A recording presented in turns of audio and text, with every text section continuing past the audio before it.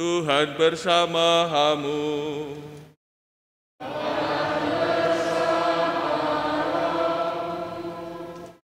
Inilah Injil suci menurut Matius.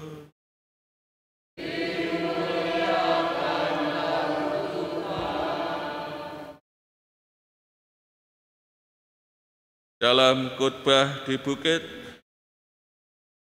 Yesus berkata kepada murid-muridnya, "Kamu telah mendengar yang difirmankan, mata ganti mata dan gigi ganti gigi.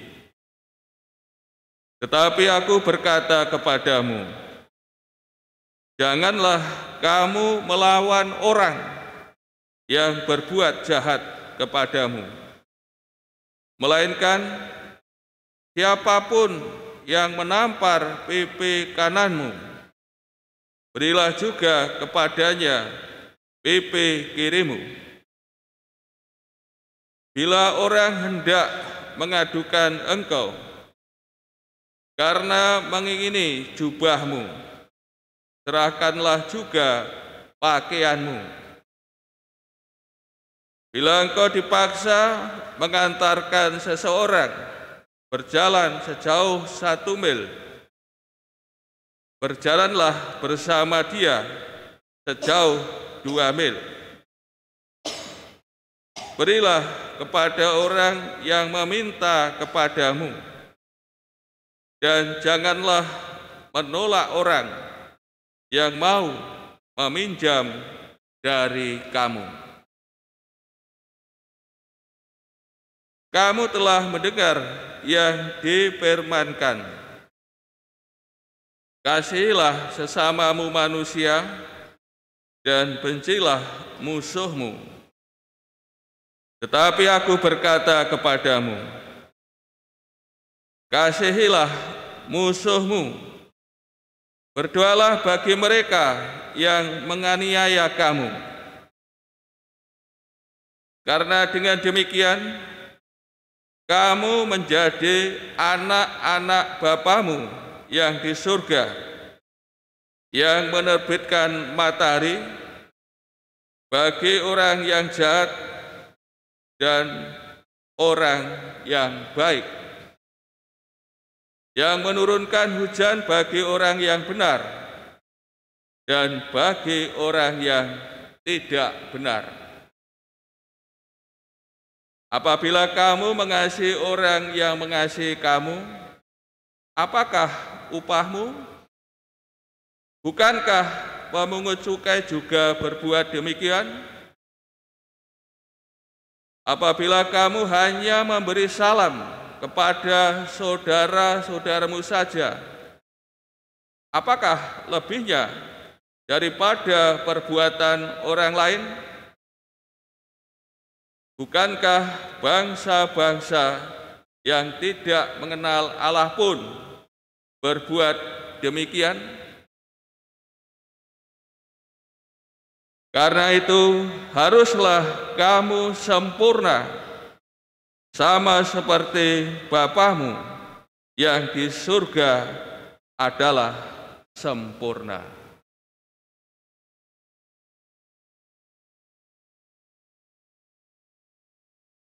Demikianlah sabda Tuhan.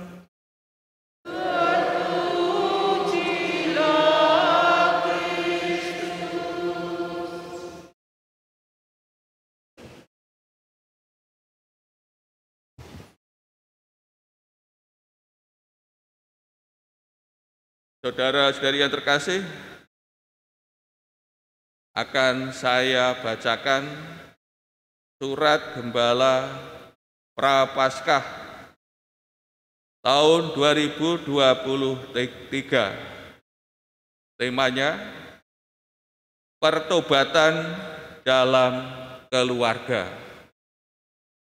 Nomor surat 39-G-111 Romawi 2-2023. Saudara-saudari umat Allah di Kuspan Surabaya yang terkasih, hari Rabu tanggal 22 Februari tahun 2023 adalah hari Rabu Abu. Rabu Abu menandai awal masa Prapaskah yang berlangsung sampai Jumat Agung atau Jumat Sengsara dan Wafat Tuhan tanggal 7 April tahun 2023. Masa Prapaskah merupakan masa tobat, masa puasa, masa penuh rahmat, masa merefleksikan perjalanan hidup dan memperbaiki diri sebagai murid Kristus agar semakin dewasa dalam iman kepada Tuhan. Pada masa Prapaskah ini, secara khusus kita diberi kesempatan untuk semakin membuka diri kepada Tuhan. Dengan tekun kita dalam doa-doa dan merayakan Ekaristi, semakin akan kita rasakan betapa besar kasih Allah dalam kehidupan kita. Pada tahun ini, fokus pastoral kita adalah keluarga. Memang, membicarakan keluarga ini tidak akan ada habisnya. Banyak dimensi yang menyertainya. Setiap keluarga pasti mempunyai kelemahan dan kelebihan masing-masing. Ada yang berjalan dengan rukun, saling mengerti, yang menimbulkan kebahagiaan dan sukacita. Namun ada juga yang berjalan dalam ketegangan, kecemasan, saling memelihara ego masing-masing yang menimbulkan terhambatnya relasi, bahkan perpecahan. Pertobatan dalam arti ini adalah upaya mewujudkan keharmonisan, kerukunan, serta kebahagiaan dalam keluarga seperti diajarkan oleh Tuhan dan gereja, seperti 1. Mengaktualkan cinta dan kesetiaan suami istri. Cinta dan kesetiaan dalam perkawinan saling terkait satu dengan yang lain. Tanpa cinta, kesetiaan tidak akan ada. Sebaliknya, tanpa kesetiaan, cinta akan terasa hampa. Ketika dalam keluarga cinta dan kesetiaan tidak dijaga, maka cinta itu lama-lama akan menjadi pahit, karena cinta pernah menyakiti mereka. Berbeda bila keluarga itu menjaga cinta kasih dan kesetiaan, maka keluarga itu akan kepenuhan kasih.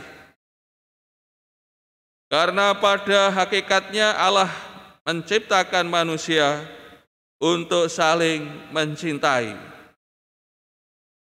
Seraya menciptakan umat manusia menurut gambarnya sendiri dan tiada hentinya melestarikan keberadaannya.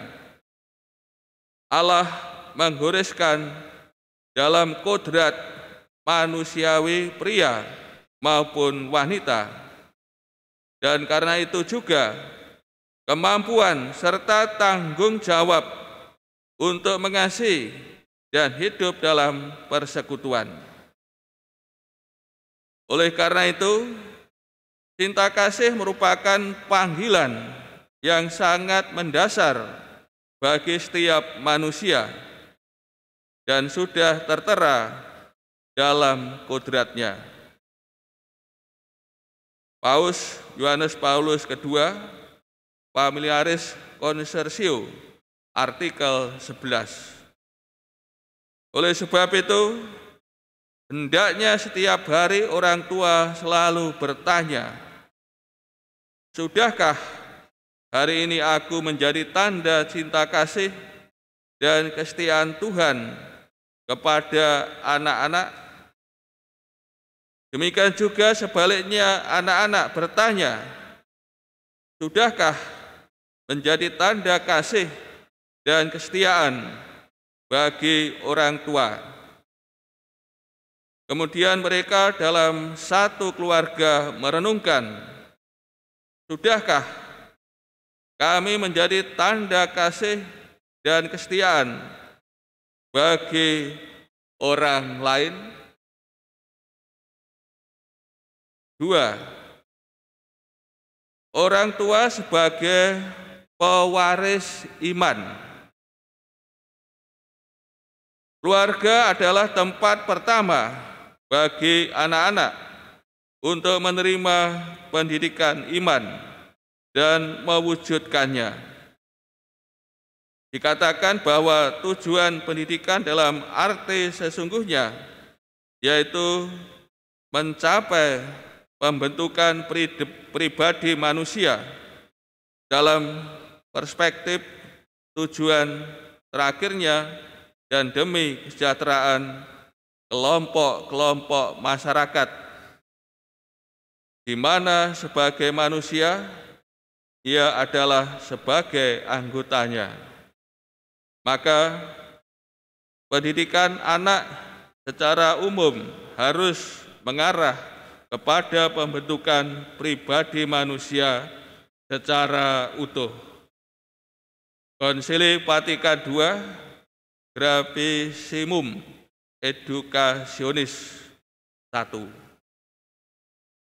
Berdasarkan dokumen tersebut, kita sebagai umat Katolik perlu memahami bahwa keluarga adalah tempat sekolah iman, karena merupakan tempat pertama dan utama bagi anak untuk belajar mengenai iman.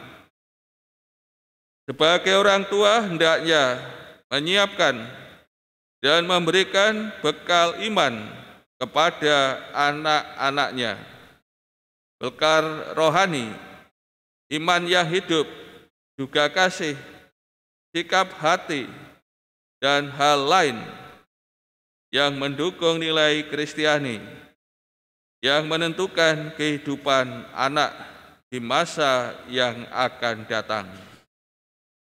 Apabila orang tua mampu membangun dasar iman yang kokoh, anak tidak akan ragu, tidak akan goyah ketika mereka mendapat godaan atau dalam tanda kutip serangan dari luar. Panggilan hidup Kristiani itu sakral, karena dalam keluarga berlangsunglah bukan semata-mata penerusan keturunan, tetapi juga pewarisan ajaran iman orang tua kepada anak dan cucu-cucu. Santo Yakobus dalam suratnya menuliskan, iman tanpa perbuatan pada hakikatnya adalah mati. Yakobus bab 2 ayat 17. Wujud nyata penghayatan iman akan nampak pada relasi, baik internal dalam keluarga maupun keluarga dalam masyarakat.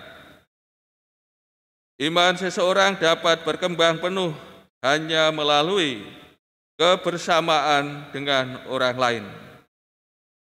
Maka yang perlu dihayati adalah bahwa orang tua merupakan pewaris iman kepada anak-anak mereka. Dua hal itu sangat mendasar dalam panggilan hidup berkeluarga. Umat Allah di Kuspan Surabaya yang terkasih, hari ini kita merayakan hari Minggu biasa ke-7. Bila kita merenungkan bacaan hari ini, terutama bacaan Injil dan bacaan pertama, sungguh indah meskipun kita sering berpikir, apakah hal itu mungkin? Sabda Tuhan tertulis dalam Imamat bab 19 ayat 2 dan juga Injil Matius bab 5 ayat 38 sampai 48. Di Imamat bab 19 ayat 2 dikatakan, kuduslah kamu, sebab aku, Tuhan Allahmu, kudus. Sementara di Matius bab 5 ayat 48 dikatakan, haruslah kamu sempurna, sama seperti Bapamu yang di surga adalah sempurna. Bagaimana Allah Bapa yang adalah kudus dan sempurna, demikian juga panggilan kita sebagai umat-Nya menjadi kudus dan sempurna. Hal ini sebagai murid-murid Kristus sangat mungkin dan memang harus demikianlah. Sebab ini adalah panggilan kita sebagai umat Tuhan, bahwa kita adalah segambar dengan Allah. Kejadian bab 1 ayat 26. Hidup sama seperti Kristus. Demikianlah dalam membangun keluarga, semakin hari semakin menjadi sempurna, semakin rukun, semakin saling bisa membahagiakan pasangan hidup. Bahkan tugas kita bukan hanya di dalam keluarga, tetapi juga semua orang. Karena keselamatan yang ditawarkan oleh Tuhan Yesus, bukan hanya untuk diri kita sendiri, tetapi juga untuk orang lain. Kristus yang datang ke dunia untuk keselamatan semua orang. Kesaksian hidup berkeluarga, keluarga Katolik yang sesuai dengan ajaran Injil akan mempengaruhi keluarga lain, siapapun mereka. Kita mengupayakan hidup yang terbaik dalam keluarga, seperti dicita-citakan dan diajarkan oleh gereja. Namun, kenyataan perjuangan itu tidak mudah. Pasti ada hambatan dan rintangan. tetapi gereja adalah ibu yang akan membantu kita. Gereja adalah ibu dan guru, mater et magistra, bagi keluarga Katolik. Sebagai ibu, gereja memberikan bantuan dan asuhan bagi keluarga dalam perjuangan hidupnya, terutama dalam menghadapi berbagai problematika. Lihat pedoman pastoral keluarga KWI tahun 2017, obor halaman 21. Ketika ada masalah keluarga, gereja sebagai ibu dan guru bagi keluarga mencoba menawarkan pemecahan-pemecahan yang ditangani oleh para pastor dan timnya, utamanya di paroki masing-masing. Umat Allah di SPAN Surabaya yang terkasih, semoga upaya untuk membarui diri dan keluarga dalam kesempatan Prapaskah ini membuahkan hasil yang membawa sukacita. Selamat memasuki retret agung. Doa saya selalu menyertai Anda sekalian. Surabaya, 6 Februari tahun 2023. Berkat Tuhan, Monsinyur Vincentius Sutekno Wisaksono, Uskup Surabaya. Kemudian akan saya bacakan peraturan pantang dan puasa Uskupan Surabaya tahun 2023. Sesuai dengan ketentuan pastoral Keuskupan Regio Jawa tahun 2017, pasal 138, nomor 2.b, tentang hari Tobat. Peraturan puasa dan pantang ditetapkan sebagai berikut. 1. Hari puasa tahun 2023 ini dilangsungkan pada hari Rabu Abu, tanggal 22 Februari tahun 2023, dan hari Jumat Sengsara dan Wafat Tuhan atau Jumat Agung, tanggal 7 April tahun 2023. Hari pantang dilangsungkan pada hari Rabu Abu dan 7 Jumat selama masa Prapaskah sampai dengan Jumat Sengsara dan Wafat Tuhan. 2. Yang wajib berpuasa ialah semua orang Katolik yang berumur 18 tahun sampai awal tahun ke-60. Sedangkan yang wajib berpantang ialah semua orang Katolik yang berumur genap 14 tahun ke atas. 3. Puasa dalam arti yuridis berarti makan kenyang hanya sekali, dalam kurung 1 kali sehari. Pantang dalam arti yuridis berarti tidak makan daging atau makanan lain yang disukai dan tidak merokok.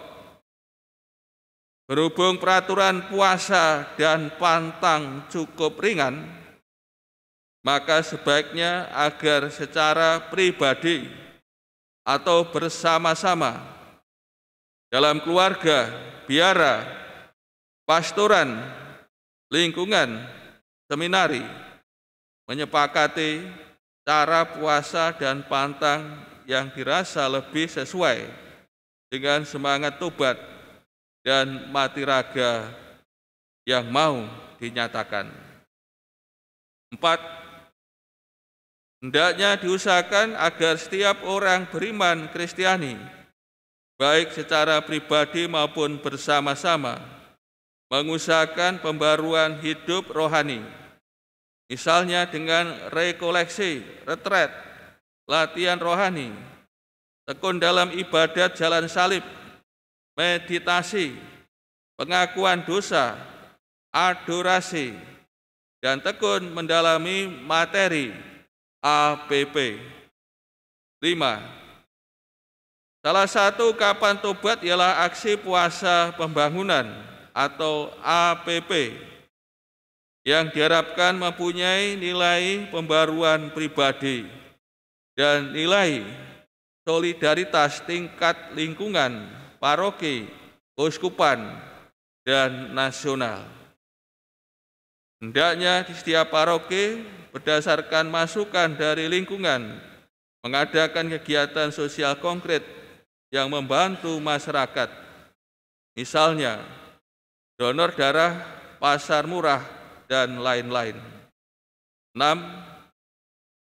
Hasil pengumpulan dana selama masa prapaskah hendaknya selekas mungkin diserahkan kepada Panitia Aksi Puasa Pembangunan Keuskupan Surabaya, paling lambat pada tanggal 10 Mei tahun 2023. Berkat Tuhan, Monsinyur Vincentius Sutekno Wisaksono, Uskup Surabaya.